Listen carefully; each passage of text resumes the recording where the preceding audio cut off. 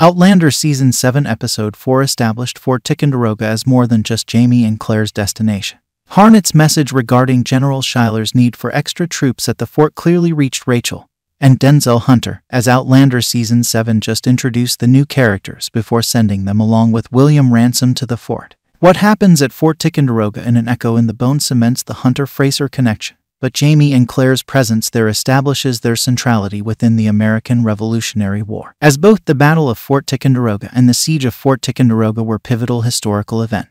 What is Fort Ticonderoga? Fort Ticonderoga's strategic location at the southern end of New York's narrow Lake Champlain afforded it control of the Lachute River, which still connects Lake Champlain to Lake George. The star-shaped fort, originally known as Fort Caroline and built by the French between 1755 and 1757, was strategically vital during the 7 Years' War. The fort's strategic location is even reflected in its name, Ticonderoga, which derives from an Iroquois word that means between two waters. However, as Outlander pointed out, it is during the American Revolutionary War that Fort Ticonderoga's significance is elevated to a whole new level.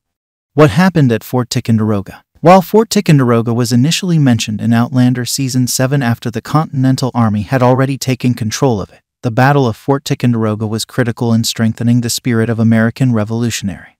When the fort was still under British control in May 1775, the Green Mountain Boys militia headed by Ethan Allen and Benedict Arnold took the British garrison and acquired their armament, including guns that were crucial in ending the Siege of Boston the following year. Fort Ticonderoga was also employed as a staging place for the Continental Army before attacking British-held Canadian regions due to its strategic location.